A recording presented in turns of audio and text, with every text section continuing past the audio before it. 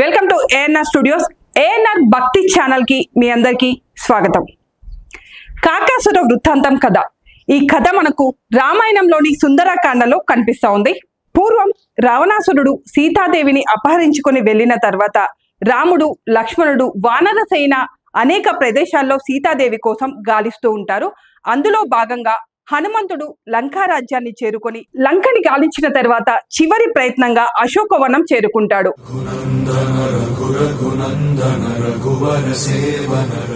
అశోకవనంలో సీతాదేవి హనుమంతుడికి కనిపిస్తుంది. వెంటనే ఆనందపడిన హనుమంతుడు సీతామాత దగ్గరికి వెళ్లి తాను రామదూతనని, సీతాదేవి కోసం ఇక్కడికి వచ్చినట్లు జరిగిన పూర్తి విషయాన్ని మొత్తం సీతాదేవికి హనుమంతుడు చెప్తాడు. వెంటనే సీతాదేవి ఎంతో ఆనందపడుతుంది. కానీ హనుమంతుణ్ణి నమ్మదు. ఎందుకంటే రావణాసురుడు ప్రతిసారి ఏదో ఒక వేషంలో, ఏదో ఒక మారు వేషంలో, ఏదో ఒక విధంగా సీతాదేవి దగ్గరకు వచ్చి ఆమె ప్రేమని చొరగొనాలని ఆశపడుతూ ఉంటాడు.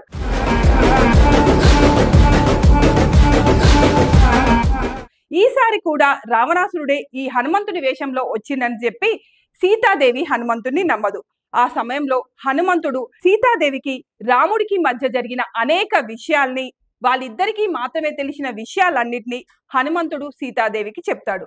అప్పుడు సీతాదేవి హనుమంతుడిని నమ్ముతుంది. తాను లంకలో క్షేమంగా ఉన్నాను అని చెప్పి తనకి సంబంధించిన ఆనవాలుగా సీతాదేవి తన చూడమణిని రాముడికి ఇవ్వమని హనుమంతుడికి ఇస్తుంది. ఇక అదే సమయంలో హనుమంతుడు మరొక విషయాన్ని కూడా సీతాదేవిని అడుగుతాడు. మీరు క్షేమంగా ఉండ్రు అని చెప్పడానికి ఆనవాలుగా చూడమణిని ఇచ్చారు. కానీ మీ ఇద్దరి మధ్య జరిగిన ఏదైనా ఒక ఇతిహాసాన్ని, మీ ఇద్దరికి మాత్రమే తెలిసిన విషయాన్ని నాకు చెప్పండి. నేను ఆ విషయాన్ని మీరు క్షేమంగా ఉన్నారని చెప్పడానికి ఆనవాలుగా రామునికి చెప్తాను అని చెప్తాడు.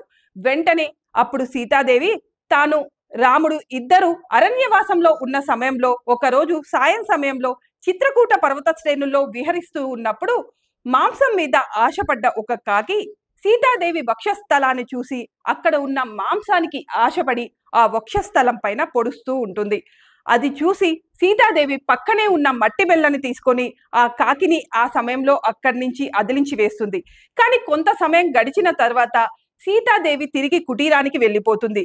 మరలా కాకి ఆ కుటీరానికి కూడా వచ్చి సీతాదేవి వక్షస్థలాన్ని పొడుస్తూనే ఉంటుంది. అది చూసి రాముడు సీతాదేవిని పరిహసిస్తాడు.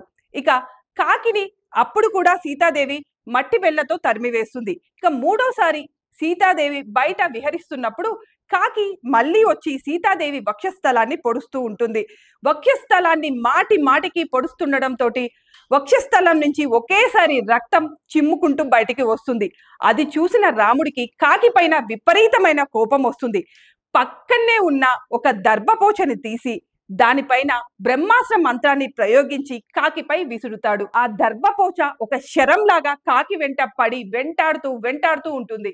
కాకి అటు ఇటు ముల్లోకాలన్నీ తిరుగుతుంది. 4 దిక్కులు ముల్లోకాలు, అష్టదిక్పాలకులు ప్రతి ఒక్కరి దగ్గరికి వెళ్ళి శరణు వేడుతుంది. కానీ వాళ్ళు మేము ఏమీ చేయలేము, తిరిగి రామచంద్ర ప్రభు దగ్గరికి వెళ్ళి శరణు వేడుకో అని చెప్పగా కాకి చివరిగా రామచంద్ర ప్రభు దగ్గరికి వచ్చి శరణు వేడుకుంటుంది.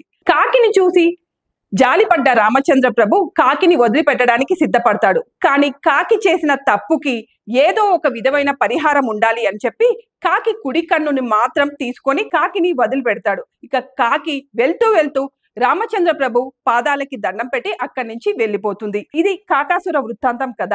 ఈ కథ సీతారాములు ఏకాంత సమయంలో ఉన్నప్పుడు జరిగిన కథ కాబట్టి ఈ కథ కేవలం వారిద్దరికి మాత్రమే తెలుసు. ఈ కథని సీతాదేవి తాను క్షేమంగా ఉన్నాను అనే దానికి గుర్తుగా రామచంద్ర ప్రభువుకి చెప్పమని చెప్పి హనుమంతుడికి చెబుతుంది. ఇక ఈ కథ ద్వారా మరొక విషయం కూడా తెలుస్తుంది మనకు. రామచంద్ర ప్రభువుకి సీతాదేవి అంటే ఎంతటి ఇష్టం ఉంది అనేది. చిన్న కాకి చేసిన పనిని కూడా వదిలిపెట్టలేదంటే సీతామాతని ఎంత ప్రేమించాడు అనే విషయం ఈ కథ ద్వారా మనం తెలుసుకోవచ్చు. సో మీకు గనుక ఈ వీడియో నచ్చినట్లయితే please like, share, subscribe to ANR భక్తి ఛానల్.